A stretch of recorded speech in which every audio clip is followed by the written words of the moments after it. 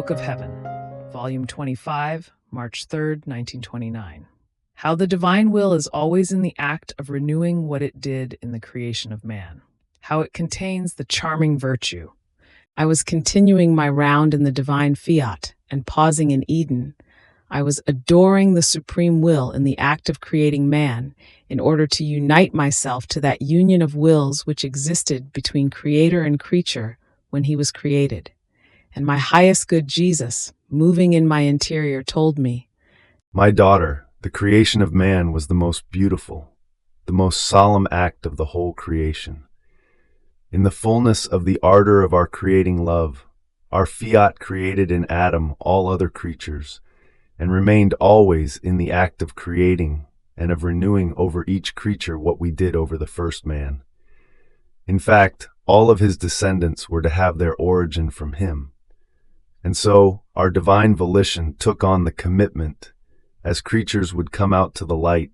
to renew our outpourings of love, to put out all of our divine qualities, and to make new displays of beauties, of graces, of sanctity, of love over each one of them. So each creature was to be a new feast for us, the well-issued one, the welcomed one, and the happy increase in the celestial family. Oh, how our divine fiat rejoiced in placing itself in the act of always having to give to the creature, and of renewing the magnificence, the sublimeness, and the insuperable mastery which it was to have over each creature. But because Adam went out of our divine volition, his descendants lost the way in order to come to the first act of the creation of man. And even though our divine volition has not stopped, because when we decide to do an act, no one can move us, and therefore it remains always in the act of renewing the prodigies of creation. In spite of this, it does not find anyone over whom to renew them, and it waits with a divine firmness and patience for the creature to return into its volition in order to be able to renew its act, always an act of being able to repeat what it did in the creation of man. And as much as it awaits everyone, it only finds its little daughter, the newborn of my divine volition, who each day enters into the first act of the creation of man, when our divine being made display of all our divine qualities, to make of man the little king and our inseparable son, embellishing him with all of our divine insignia, so that all might recognize him as the greatest portent of our love. My daughter, if you knew with how much love it awaits you, to make each day your little visit in that Eden in which our fiat, taken by impetus of love, took the attitude of feast in order to create man. Oh, how many acts it keeps repressed within itself, how many sighs of love suffocated, how many joys contained, how many beauties enclosed within itself, because there is no one who enters into this, its creating act, to take the unheard of goods it wants to give. And in seeing you who, in its very divine volition, have the way in order to reach into the act of the creation of man, oh, how it rejoices and feels drawn as by a powerful magnet to make itself known to creatures, so that, by making my divine will reign in their midst,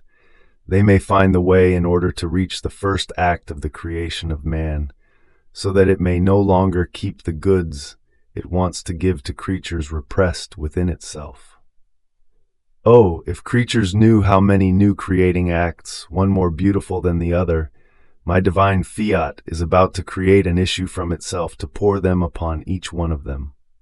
Oh, how they would hasten to enter into my divine volition, in order to begin their lives again in it and receive its infinite goods. Then I was following the holy divine volition and was thinking to myself, is it really true that I possess this fiat so holy?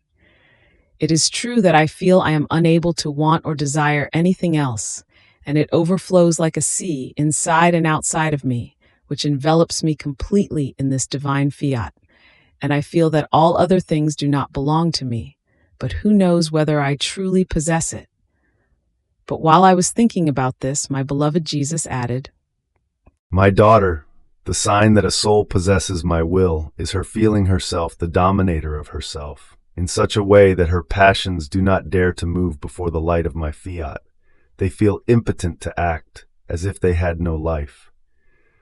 In fact, the power and sanctity of my will knocks everything down, and over the very miseries of the human will it lays its light, its sanctity, and the most beautiful flowerings, in a way as to admirably convert miseries themselves into fecund and blessed earth, which knows not how to produce thorns any more, but celestial flowers, sweet and mature fruits. And the dominion of this fortunate creature is so great that she feels the owner of God himself, of creatures and of all created things. She has a charming virtue, such that whoever has the good of knowing her feels so bound as to be unable to be away from her. It is the power of my fiat that, enclosed within her, charms God, who feels happy to remain enclosed in her, and it charms creatures because they feel the balsamic fragrance of my divine fiat that brings true peace and true good into their hearts. What would some not do in order to have one word from you, which, like life, may descend into their hearts? Therefore be attentive and always continue your flight in my divine will.